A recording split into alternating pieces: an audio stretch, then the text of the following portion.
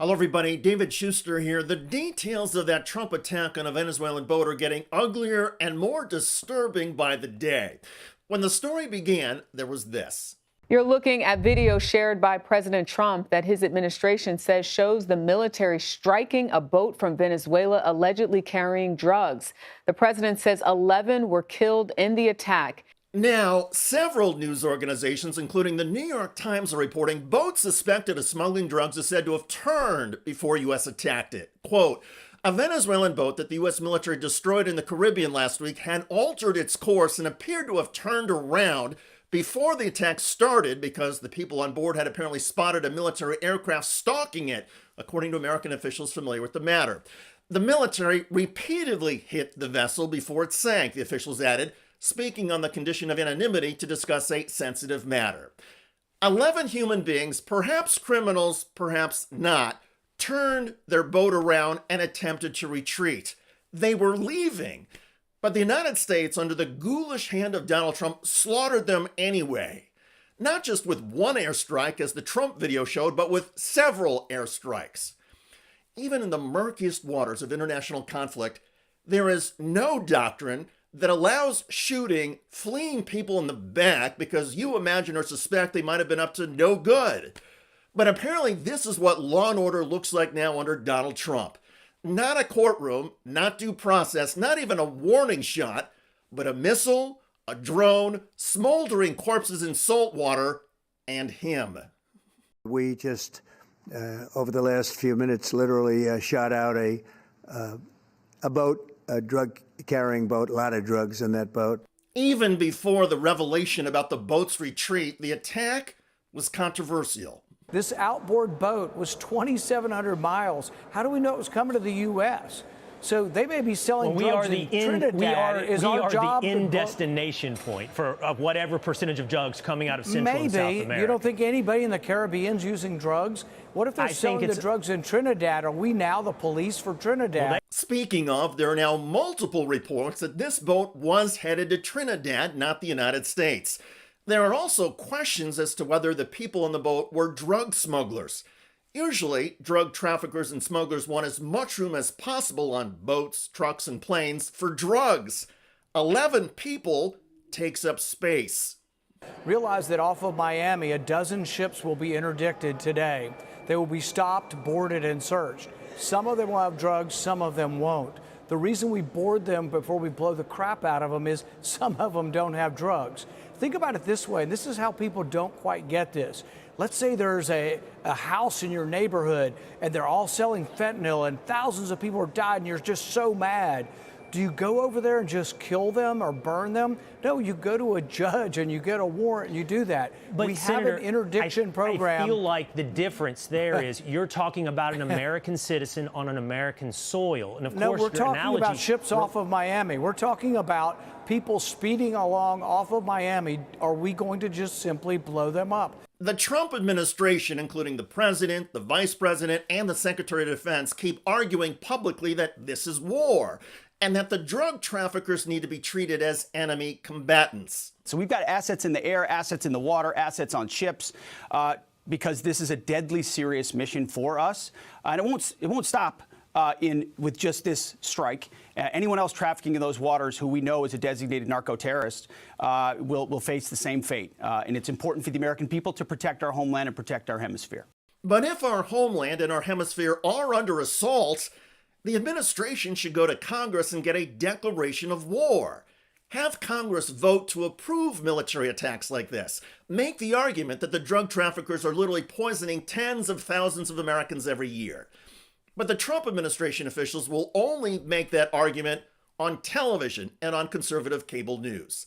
There has been no lobbying of Congress for military approval. There have been no hearings, no testimony, no following the Constitution, just killing people on a boat that had turned around in retreat. Either it was an act of war, and if it's an act of war, it was never declared by Congress, and only Congress has the power to declare war.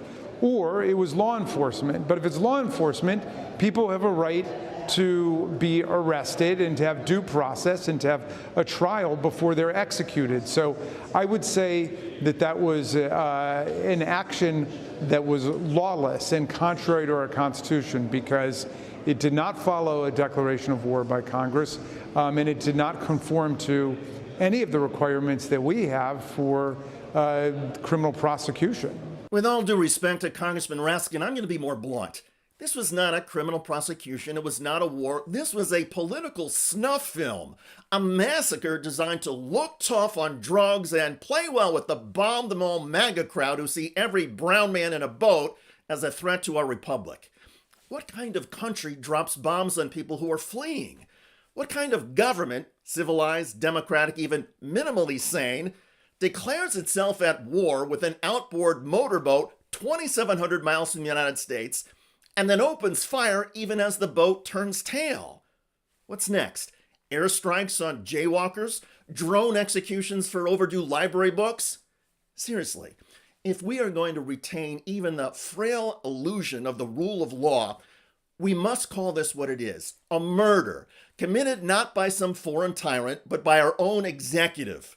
And by Donald Trump doing this in our name, with our taxpayer dollars, under our U.S. military banner, the stain is ours as well. And here's what needs to be done now. First, there should be an immediate independent investigation, one that does not take at face value the Trump administration's self-justifications.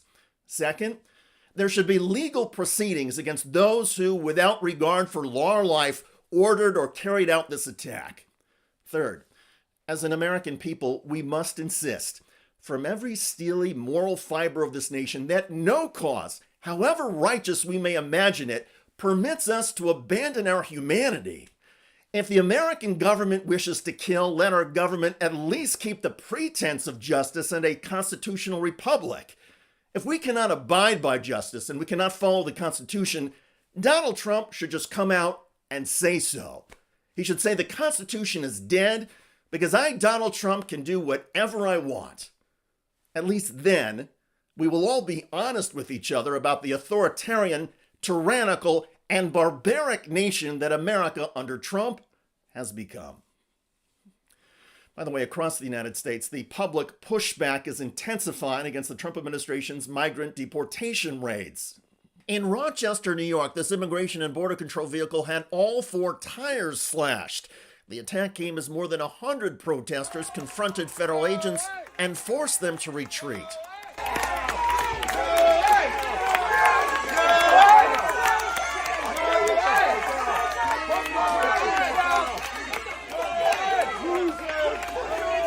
The agents had tried to arrest residential construction workers, but neighbors and activists, including Rachel Barnhart, who recorded this, heard about the raid and swarmed the site. In this video, you can see the Border Patrol car with the tires slashed. A nice supervisor pleads with the protesters to let the agents leave. You leave! Protect my workers! Let them leave! Copy! Let them leave! Check out that video at the link below. It generated a lot of comments on YouTube. One of the most popular from Jesus Says, who wrote, "I would rather have 100 illegal immigrants as neighbors than a single Trump fan." Indeed. I look forward to reading your comments about the Trump administration bombing and killing 11 people on a boat near Venezuela, even after the boat had turned around and was in retreat. I'm David Shuster. Thanks for joining us.